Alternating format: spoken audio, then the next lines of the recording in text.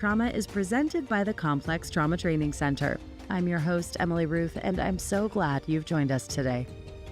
Licensed mental health professionals, we warmly invite you to join our Spring 2026 NARM Therapist Training, a live online immersion into the transformative power of the neuroaffective relational model. This advanced clinical training is designed specifically for those seeking to deepen their expertise in healing complex trauma while offering the accessibility of an online format. From January to August 2026, you'll be part of a supportive virtual community of learners integrating mindfulness and clinical expertise. Through 4 comprehensive modules, you'll gain specialized trauma-informed knowledge and skills to confidently and compassionately address the impacts of adverse childhood experiences and complex trauma. Together, we'll explore how to support the resolution of attachment, developmental, relational, cultural, and intergenerational trauma using a neurobiologically informed approach that promotes post-traumatic growth.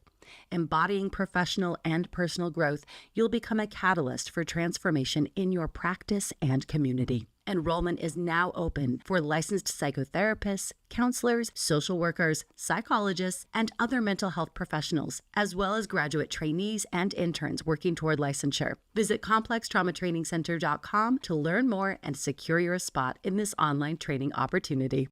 And now for our interview. My guest today is Frank Meeink, a speaker, author, and activist known for his work confronting racism and violent extremism. He's the author of Autobiography of a Recovering Skinhead, and his story has been featured in documentaries, including Steven Spielberg's Why We Hate, and across major media outlets.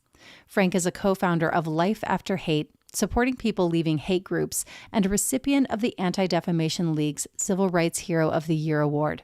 He has also testified before the United States Congress on white supremacist infiltration in law enforcement. Please enjoy my conversation with Frank Meeink. All right. I am joined today by Frank Meeink. Welcome to Transforming Trauma. Thank you for having me. Yeah, it's so great to have you. I've been looking forward to this conversation. And I'd love to begin by asking, what would you like our listeners to come away with from our conversation today?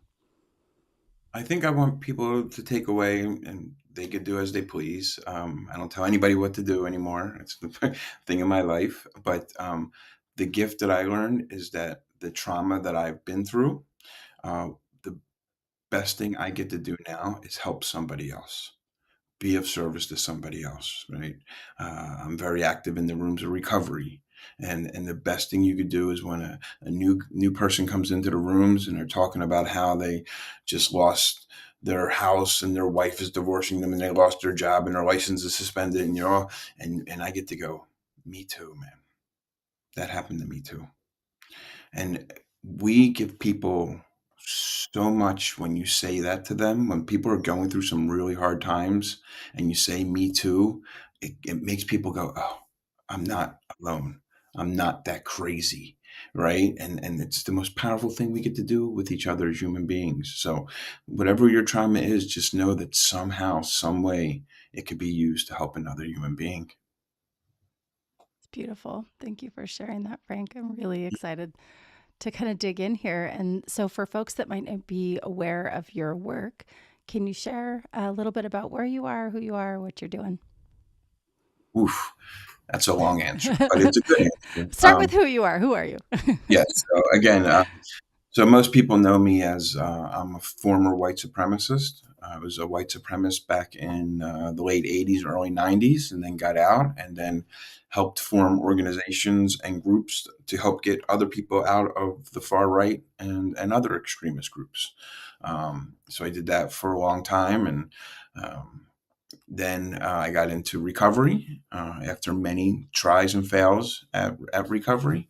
And today I have a really cool job. My main job, my 9 to 5 job, is that I work for an organization called SHARE, which is the Self-Help and Recovery Exchange, and it's here in Los Angeles. And we're basically an organization that is all people in recovery. And we have a couple community centers where people can come and just hang out, use computers, go to meetings, do whatever they need. And then there's people like me that are peer support specialists. And so we help navigate that.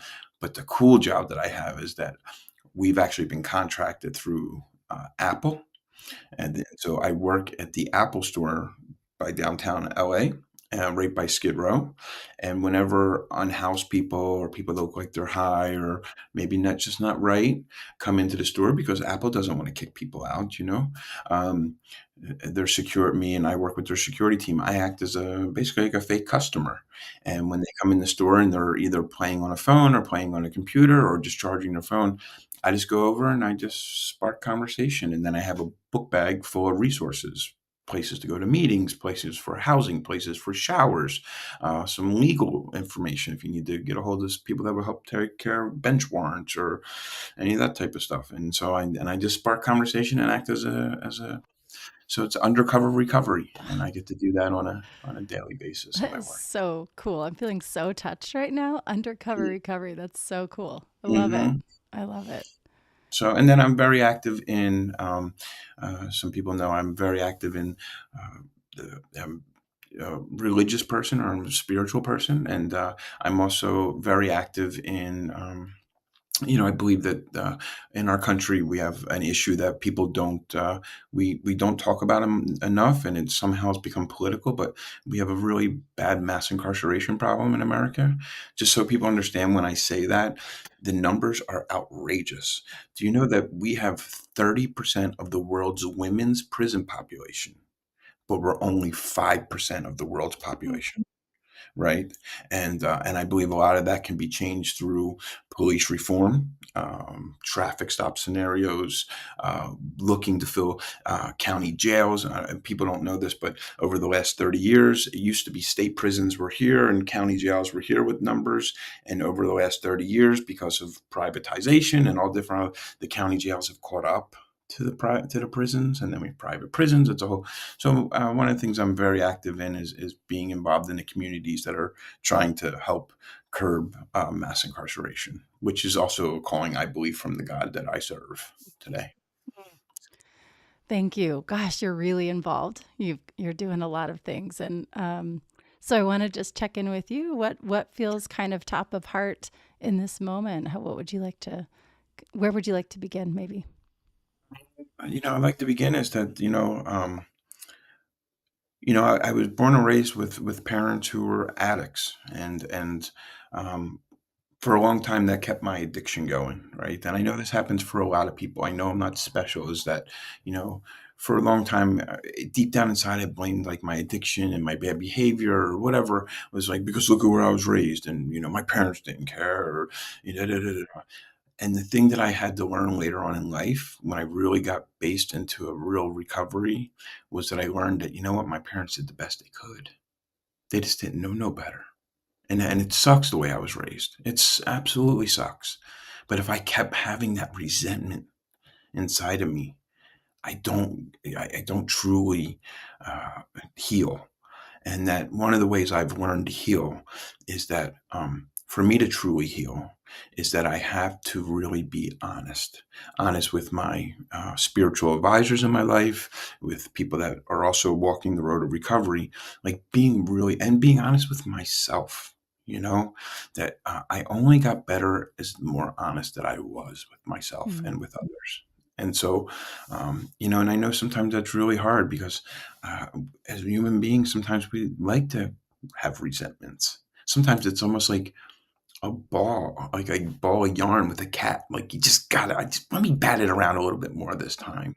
You know, you have the arguments in my head where one of these days I'm going to get all the people who've done me wrong, and I'm going to get them, and I'm going to sit them down, and they're going to admit to all the bad that I think they've done to me. And I have the argument in my head sometimes, like, oh yeah, you remember you did this, and they're going to all finally one day go, Frank, you're right. We did do these things to you, and that's not real. But it's things that I would drive in my car and I would think about. yeah. Someday they're going to, and it doesn't happen, and I have to let it go. I have to let that stuff go and know that people did the best they could. And that the other thing is, I had to learn that I have to stop taking things so personally, Mm, right? People are just living their own lives. People didn't do things and say, you know what, I'm really going to just screw Frank over and I'm going to do this, which hurt my feeling. No, sometimes they were just doing things for themselves. And so the last thing I'll say about that is, and this is a gift that I got from the creator, my creator. You, again, don't try to push any religion or nothing on anybody. It's your path, your path. But something, I do these God walks every morning. I give myself about an hour before I go do anything. I go take this walk, and I pray, and I acknowledge it's his, the creator's world, not my world. But he gave me. It doesn't matter if you call him boy, girl. My God doesn't care. He's not that petty. Um, but he gave me a secret, and that was he gave me the word stay. And I use the Mm, word stay all the time. And stay stands for STAY. Stop thinking about yourself. mm, Other people, like when you're walking and you think about how I texted John yesterday and John didn't text me back. And now I'm like, you know what? F John. You know what? You know what? I noticed the other day John gave me a dirty look when we were at this meeting together, and and I start running in my head about all the bad things that because John didn't do what I wanted. And you know what I found out? John was just busy. He mm, didn't have time to get back to me because John doesn't think about me the way I think about me, and he didn't do it personally, right? I'm able to let those things go today and know that, okay, well, if I hear from John, I hear from John. It's not a big deal. So, so stay is a big part of my life. I say it to myself a lot during the day okay. because I'm a drug addict alcoholic who has those type of issues. Yeah. That's alcoholism and drug addiction, and for people that are stuck in all those types of addictions, the root of it that I've come to find out, you can find your own way, but from all the people that I work with in this field, is that it is about self-centeredness. That we deep down inside, there's this low self-esteem and self-centeredness that is in us. That's what makes people addiction very prevalent in a lot of us human beings today. So anyway, I went on a long rant there. No, I'm so appreciating. There's a couple things. Is it okay if I kind of reflect some of the things that are landing for Say, me right now in this please, moment? please.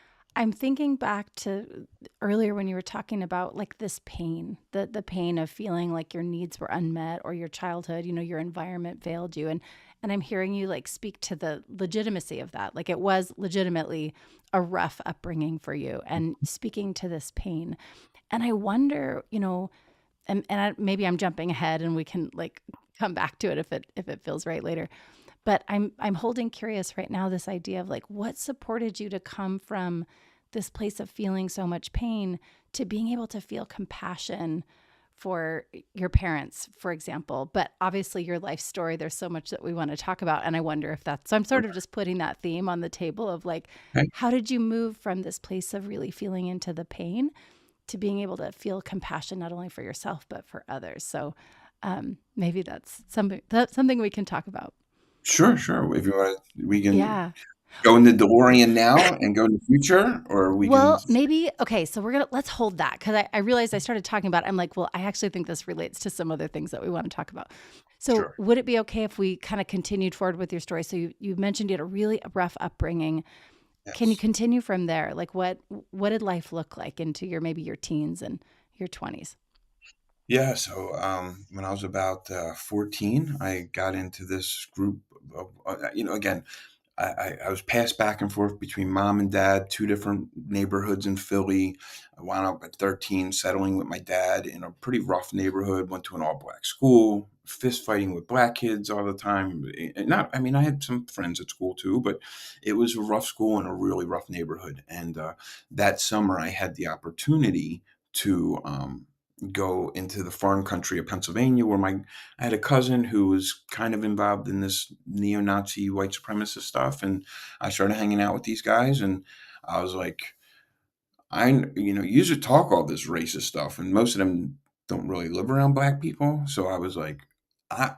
I lived this life. What do And so I enjoyed being around these guys because I would tell them about what it's like growing up in this neighborhood, and I could tell you that having these guys just listen to me and engage with me, if I was back home and I walked in my house, because I was always an athlete growing up too, but I was also always fighting and always in trouble. But if I came home with a black eye or a trophy, neither of my parents would say, "How'd you get that, son? Where'd this come from? What are you doing? They never asked me these questions. So when these neo-Nazi guys would be like, "Oh, what's it like growing up around black people? And do you take the train with black people?" And I got to tell them all this stuff. It was someone saying to me, "How's your life, dude?" Right? And so of course, I I'm love that. curious. Yeah. Yeah. And then when I would hang around these neo-Nazis, people were scared of them. And now I might be this 14-year-old want to be tough, athletic kid, skateboarder kid. But the honest, deep down inside, I was a scared little boy, man. I was abused at home. There was stuff going on that was so crazy. Um, so I was really scared. I was scared of my school. I was scared of my parents. I was scared of my step parents. I was scared if I was going to have enough food to eat sometimes. Now, when I hung out with these neo Nazis, people feared me. Now, they really don't fear me. They fear the guys I'm with. But I like that.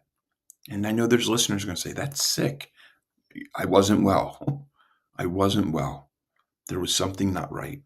And so I really enjoyed being part of this movement. And I got very active in the movement and went on to go do many things in the movement, running crews and living in safe houses and living throughout compounds all around. I didn't go to high school as a kid. That was my high school years were spent living with neo-Nazis all around the country. I mean, I literally lived all around the country with neo-Nazi groups as a kid. Parents weren't involved and just did whatever I wanted. So, anyhow, I wound up, eventually getting out of that stuff. I had some pretty amazing and traumatic things happen to me where I was like, wait a minute, this isn't working for me.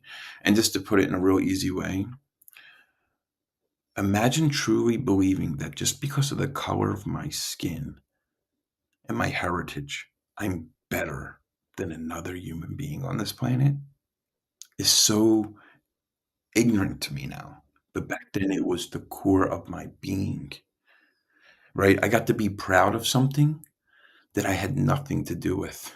My parents just both happened to be Caucasian people, right? I didn't achieve anything. I'm running around screaming about how proud I am of this. I didn't do anything to do it. It was the most easiest, laziest thing I could be proud of, something I had nothing to do with. So just know that my mind frame had changed. And anyway, got very active in civil rights work and being against that movement. That's kind of the human being I am. People have always said, you're just kind of an activist. That's who, it's your nature of your being. There's people that are like me, and I'm not special. There's a lot of people like me. I was always an activist. It was for the white people. And then when because I thought I was being an activist, and then I got into it. But the thing is that I couldn't stay sober. I struggled for years of my life. I have 6 years now.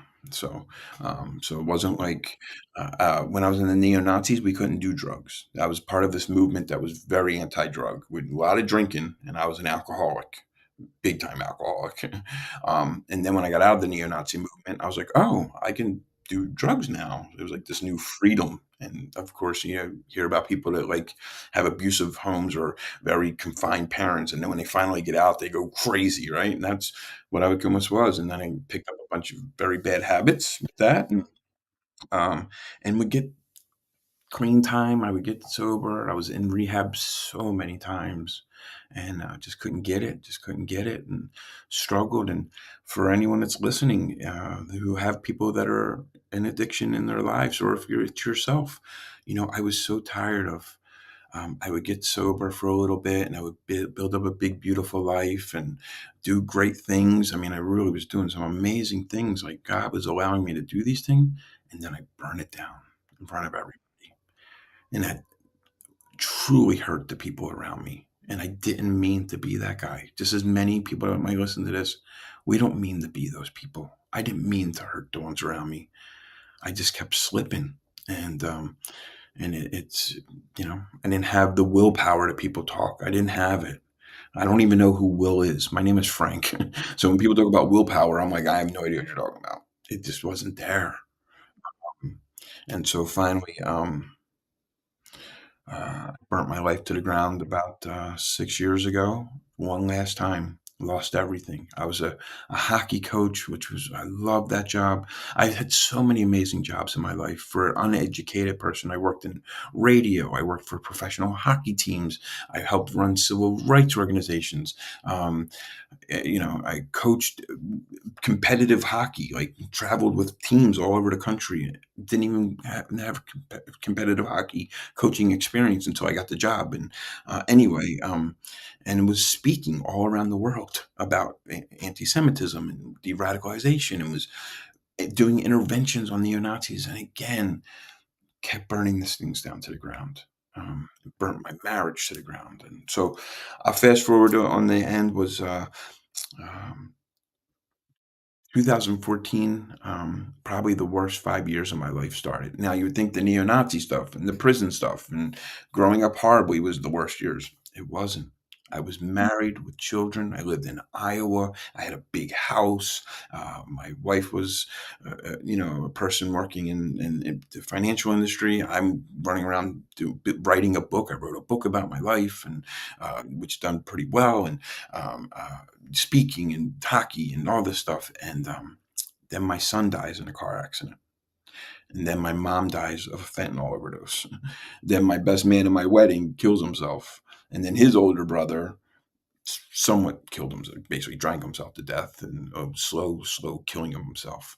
A colleague of mine at my one of my civil rights organization kind of did me really, really dirty, and really, really hurt me, and yeah, it was just a lot of things. And then I'm getting a divorce from my wife.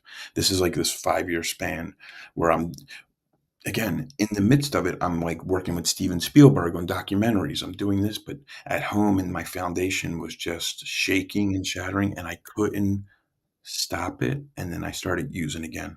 So that's my defense. I did not defense to defend what I was using, but that was the defense to help my inner Yeah. being. They say with alcoholic and drug addicts, there's that function in our brain. There's everyone, normal people have like fight, flight, flight or freeze. And the addicts have one extra thing. It's fight, flight, freeze, or use when we're in those situations. Yeah. And in the work that I do, we call it survival strategies. You are Hmm. surviving. Right. Yeah. Because all I ever wanted to do with my addiction was I just wanted to change the channel in my head. Oh.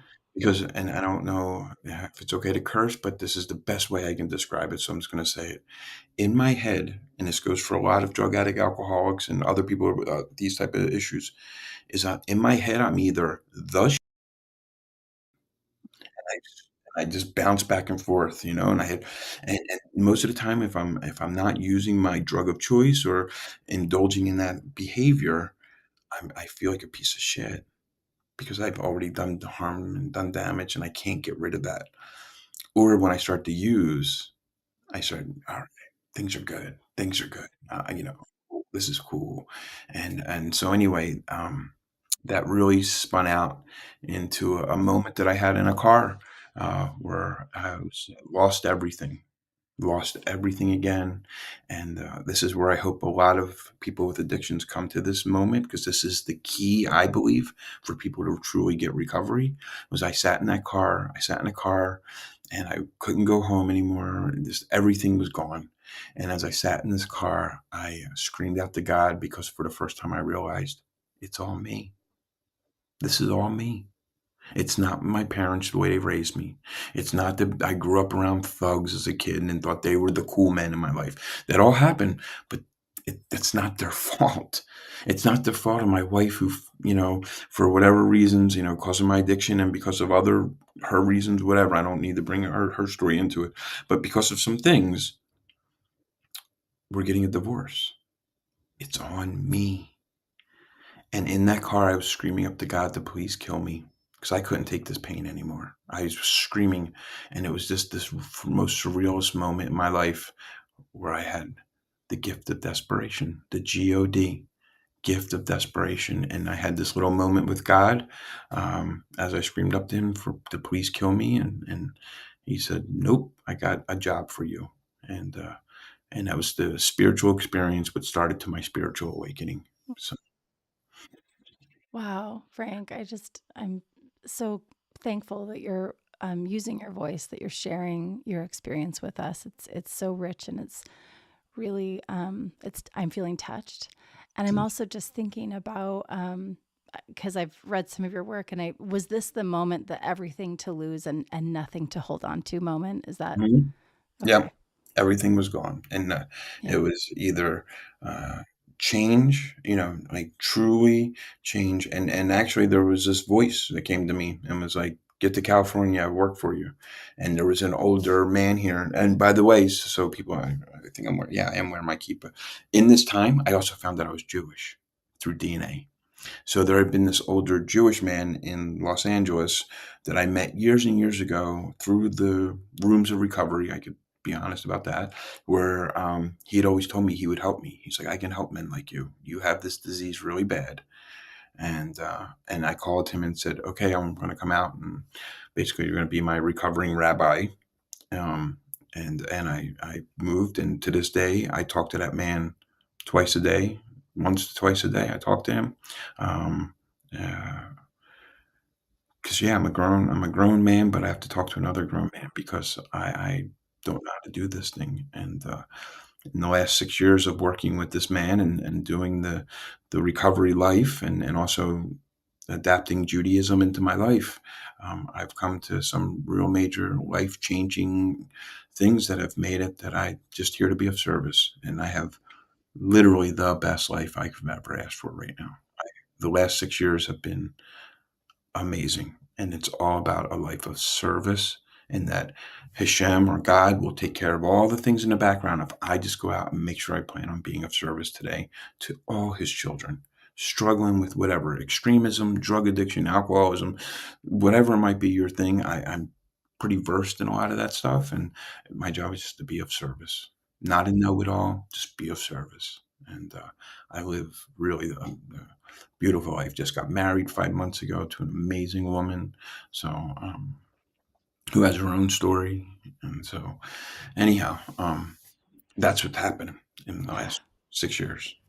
Wow, Frank. I'm thinking about like how that moment in the car when it just sounds like you really decided to take on, like, to acknowledge your own agency Hmm. and your capacity to shift, that you've gotten yourself into your life in certain situations, and I'm going to make choices to get out of those situations. That's what I'm hearing. Does that Yeah, land for you? Does that feel true?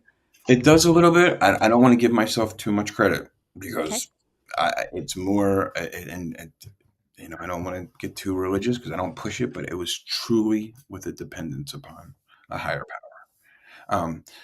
That's like the rooms of recovery. People always say, "Oh, it's a self help." No, it's not. It's a please ask God for help.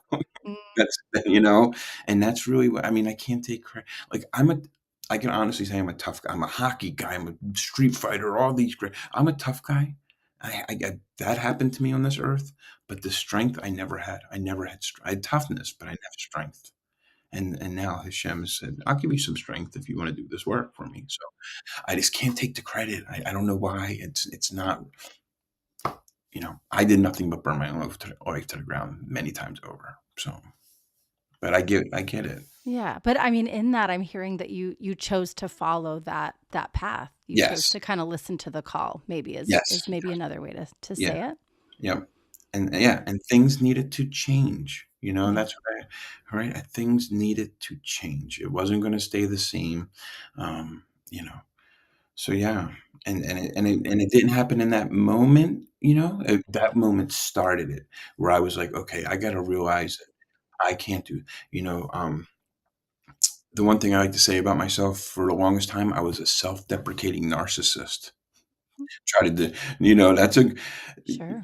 like I would sit around with normal people and then tell them about my drug adventures, and we had a normal dinner, right? And then because I want to be the center of the attention all the time, I wanted to be the life of the party and funny, and so let me tell you some crazy drug stories about me. And these are normal people where they're like, okay.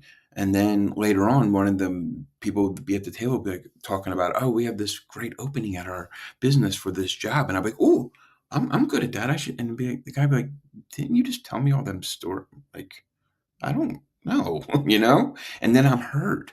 See, that's where the narcissism and self-deprecation is now I'm hurt that you are hearing what I was saying about me, and now you're kind of saying it back to me, and now it hurts my feelings. And so I had to really look at the way that I talked about myself, the way that I always had to interject.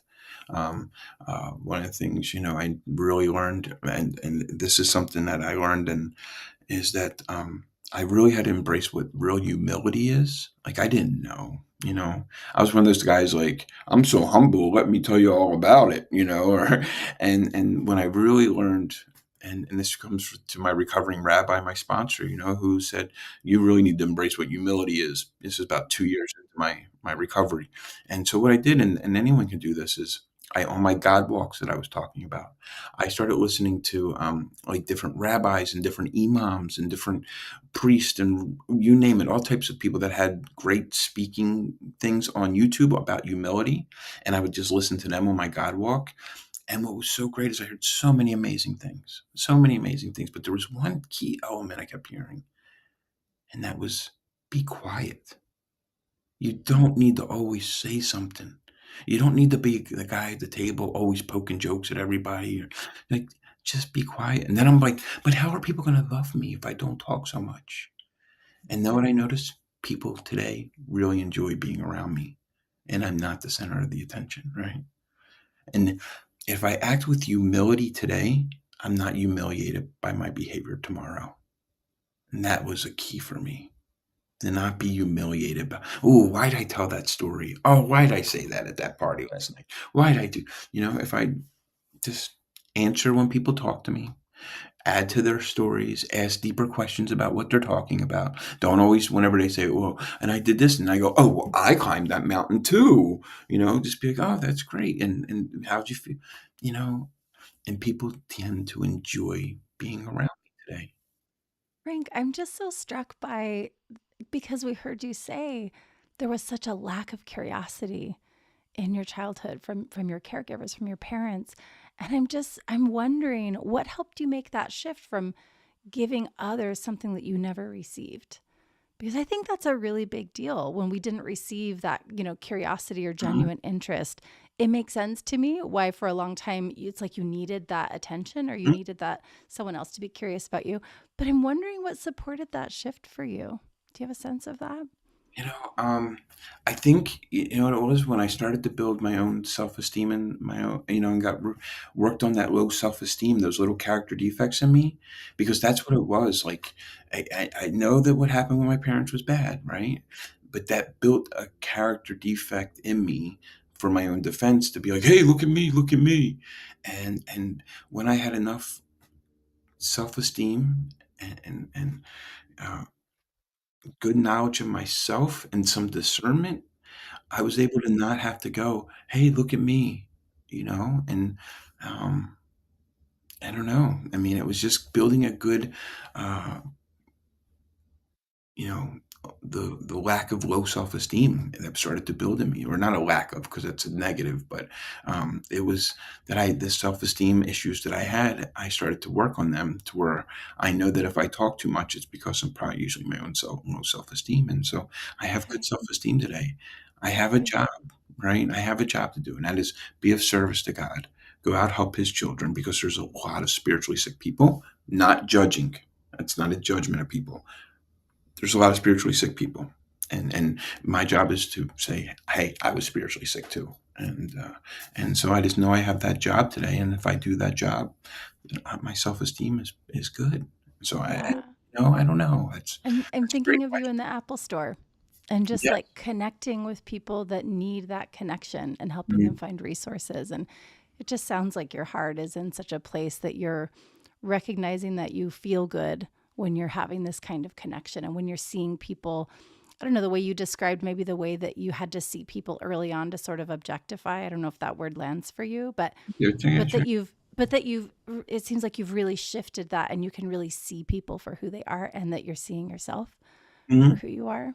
Does Yeah, that feel true? and yeah, and this is kind of a new agey type thing, but to hold space for others, Yeah. hold space for others. You know, when you're dealing with people, especially unhoused people in downtown Los Angeles, um, to know that they're coming from some type of trauma and to try to see it through that trauma vision of Mhm. what they've gone through, it allows for me to stay quiet and let them talk more. And instead of me being like, oh, I have all the answers, we'll come to go do recovery. And like, I get to go, they might not even be receptive to that right now. So Sure. just let me listen and and acknowledge and accept their presence, and also to just make space for others, Mhm. because that's what people just need today. Yeah, that's so beautiful. Thank you for sharing how your intentions and your impulses to do that in your life. Yeah. I'm wondering, as I'm kind of just hearing your story, and I know there's so many layers to it, and I'm sure there's so many things we could probably talk for hours and like hear Right. and learn from things that you've been through. But I'm curious, what because a lot of our listeners will be those who are, maybe trauma therapists or in the field in some kind of way, mental health. And I'm wondering what you would say to folks that are working with these others who are struggling in some kind of way. Is there something that you could kind of offer in terms of, how we might um, see these folks in the way that you do? First, I would say good luck. And thank you all. And I don't thank you everyone for doing the work that you're doing. Like, we need this, our society, our country. Where I see positive in what's going on. I think things are going to change, but I think it's going to take this mental health change that we talk about. Um, but for people, we think sometimes that people should get it, right? I want to grab a guy who's, coming around some of the programs of recovery, and I want to grab him and go, "Why aren't you getting this?" And I have to remember that sometimes I didn't get it for the longest time, and also, for so many people, that way doesn't work. Come on, get it, yeah, Right. it's more of that motivation of someday they are going to get it. And how can I put just an apple seed in their head that things are going to get better? If you start to try these other things, if you start to, because it's so hard, I know, for a lot of people, that it's like, well, in counseling, where people say, well, try this new thing. And we don't know if people go home and try these new things. We're just making kind of a suggestion, snap a rubber band on your wrist if you start feeling bad, and remind yourself of feelings, and whatever might work. I don't know. But just know that, we need, as a human race, to just be more great, have more grace towards the people that aren't getting it. And I also come from the school of, like, people aren't, like, born bad. There's just things that start to get broken, and then more broken and more broken. And are we people that come in and help mend things, or are we people that, like, sometimes break them more? You know, I'll share this, is that I was a hockey coach for a long time, and I coached kids, young players.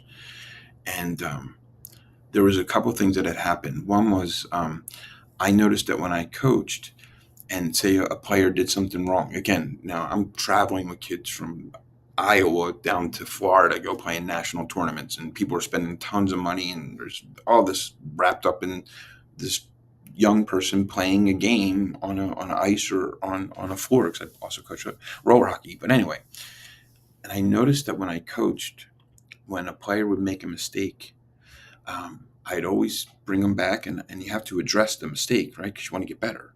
And so I would say, why'd you do this? And, but I always ended every conversation with something that they did right earlier in the game. Always ended on like, you really shouldn't have went after that player because he deked around you, and then he went on a breakaway because you committed, and you shouldn't have committed to playing on that play, and blah, blah, blah, blah, blah. I was like, but earlier, when you poke check that puck on that one play, perfect. Perfect. Give it to me again. Give it to me again. Uh, so when we lay some deep things on people, I have always found that it's accept it more, when we back it up with the little, you did good earlier. You did good. So, So you're highlighting the strengths yes. and then The kind of working with here's kind of a growth edge. Here's a space that maybe we can keep working on. Yep. Yeah. Hmm. Hmm. Does that relate to kind of your experience with yourself and kind of your recovery? I'm wondering if that's kind of a similar way that you relate to yourself of like, okay, here's something I want to shift, but like here's something that I did well and I want more of that. Yep. Does that feel similar? Absolutely. Absolutely works for me in talking to myself and self-talk. It's like, oh man, you really, I don't know what I would say. I really messed up today, but I do, but I would just think, oh man, that's it's an old mistake, and then I'll say, but look at where we are right now. It's okay. You're doing Yeah. okay. I'm always see because of my past. I have a real easy tool. Like if something's going wrong in my life right now, I always go, at least I'm not in a jail cell. Yeah, at least I'm not waiting for commissary today. You know, so I'm also really good at when I'm working with new guys in recovery. Is I bring up a lot of that type of stuff sometimes, and I just want, and that's maybe what we all can do is if you hear something that really downtime when a person's been arrested for drunk driving, right? And so when next time you're talking with them and they're talking about how horrible some situation is, be like, hey, at least you're not in court on that drunk driving anymore. At least that's over with, right? Because it always gives people that like, oh yeah, that was really, oh yeah, because that was horrible, and that's I do that a lot with people and with myself. You know, Yeah. Frank, again, I'm just hearing this self compassion piece and helping others find their own self compassion of like, look how far you've come. You hmm were here and you've made all this progress and like getting in contact with that. It just sounds really important. yeah, and just what's so great too is that I get to think about like I'm 50 today. I'm 50 now, and no matter what age we are, like this world is hard. Like one little cell, one little vein in your heart collapses today for whatever, you could die. There's an illness, there's like something. We're still here. You're still here. And one of the great Jewish thoughts is that the day you were born is the day that God said the world can't go on without you. It's really beautiful. So everyone has a purpose. Find your purpose. Do your thing. So many people didn't make it. So many people didn't make it, but you're still here. So go out, do your thing. And, I had a crazy saying when I was growing up. I used to say this all the time. In fact, any person that knew me or known me back then would tell you. I used to always say, I'm not much, but I'm all I think about.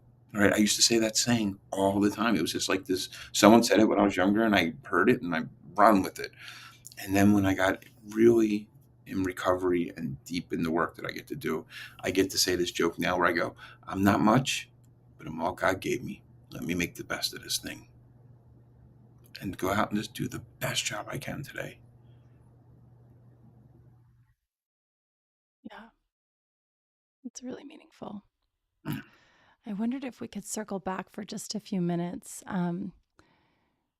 When you were speaking of kind of, well, you were describing like the curiosity maybe of those who were kind of talking to you about your growing up with Black folks and and your experience there, and that your curiosity, their curiosity, kind of was what landed for you, right? And I'm wondering how, like, what helped you kind of move out of that. How do I want to say this?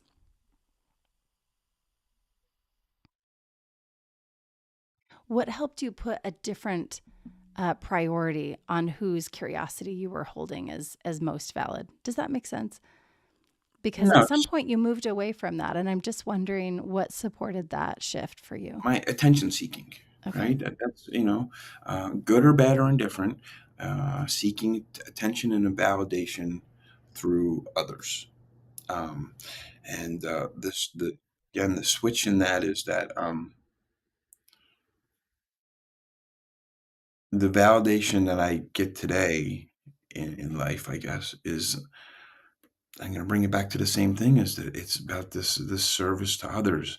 It's about when I'm talking with someone who's struggling today, um, and truly listening to them, But then only time, see, again, I don't share the deep, dark secrets with normal people like I was talking about, like I used to Yeah. do, because I thought Sure. that was normal. Sure. I only share those real stories for people that are struggling in those moments with those traumas. Mhm.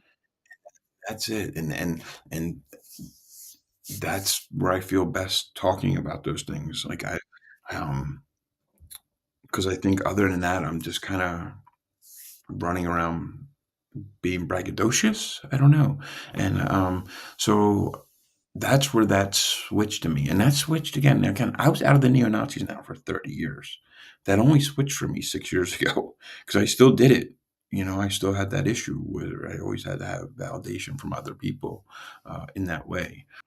That sharing, the things I need a validation for now, I only share that with people to help them through some type of trauma or recovery based thing, and it's where it feels most fitted and where Mhm. I feel even more comfortable talking about it. Where again before I felt comfortable just telling everybody and look Sure. at what I do, and today I don't like I really I feel Mhm. like an icky feeling if I even almost share too much with people that Yeah. don't need to hear it. So, just truly waiting for those opportunities to come up and share those stories. So, That's really yeah, beautiful, and I'm really hearing in that you're just honoring kind of these internal boundaries to I don't know exactly the purpose for you, but I'm imagining it just helps you really stay with yourself instead absolutely. of maybe like giving over a story as if we owe it to someone. I'm hearing Mhm. your sense of like, this is mine. And it's really, I don't know if you do use the word sacred, but I know for myself, like some of those experiences or some of those stories feel really sacred. And maybe I'm not going out and like sharing them with everyone, but I'm hearing kind of your real valuing of that and acknowledging, just your own boundaries around that. Sounds really important. Yeah, and it's because it's funny too is that, like, again, I use being out at dinner with friends, with normal friends, and normals are, I'm not trying to say that, the people that Your aren't everyday drugs, friends. you know what I mean? So, I don't want people to think I'm judging. But there's times when people will tell a story about a crazy moment that happened in their life, and for them, it was the craziest moment. And I'm like, okay, I have like 10 stories in the chamber that would blow that story out of the water or whatever. And so as they're telling and everyone's listening, and it's so funny, I smile to myself where I'm like, just shut your mouth, Frank. Just shut your mouth. You don't need to say a word. You don't need to. But the story will run through my head. Like that was, crazy things that have happened in my life, and I really like not being the story topper. Mm. There's a lot of people who like to be the story topper, and I take a lot of I don't know, pride in not being that guy today. And so there's a Yeah. lot of times when I'm sitting at the dinner table or out with friends and they'll tell their story and I just, yeah. And sometimes my wife will be like, didn't something like that happen to you? And I'm like, yeah, not like that though, because that's crazy. Just give them their space, give them their thing, make space for them. Oh, not like that. And my wife knows. She's like, no, your story was way more crazy. But she won't say that. But I could tell that's what she's, because my wife will want to add me into the story, just Mm. as friends. Oh, didn't it happen to you too, or something like that? And I'm like, yeah, but not like that. Like that's wild, dude. Wow. And what was your final result? Or I like to ask people a lot, what did you learn? Like, what did you learn out of that situation? Yeah. So just Yeah. keep Yeah. it rolling. Again, I'm really just appreciating like your just the journey that must have been to really come from a place where needing that kind of external validation or attention and noticing like that shift of like I don't need that anymore. I don't need that to kind of survive or whatever. I can let them have their space and I can just listen and be a listener and holding space. That's really Yeah. beautiful. And it's a sign of for me, it's a sign of self-esteem, having good self-esteem, that I'm okay with not being the guy, you know? Yeah. It's all good. It's okay. Yeah. Frank, I'm just so appreciative of you taking the time with us today. I wonder, as we kind of move to close, I wonder if there's anything, maybe there's a story, or it doesn't have to be a story, but like anything from your experience that you would want to share with our listeners that might kind of help us understand even more. Um, that I'll share this, and again, not trying to preach, but I believe that for me, the God that I serve today really uses the broken vessels to help others. Like and I think on our society alone, the broken vessels, when put back together, our light shines different, right? It shines a little different today. It doesn't shine like everyone else's because it's been broken and now reassembled. And I think that attracts others. And so, how do we use that today in a good? So, there's nobody, and I know it's hard for us to accept them, but there's nobody that can't be put back together, um, that can be that can still be used, if you understand Yeah. that every human being if they have the capacity to listen, to learn, and they can that broken vessel that they were gets put back together, that anyone could be used in a situation to attract different different people to them because of the way that they were broken and now reassembled. And so,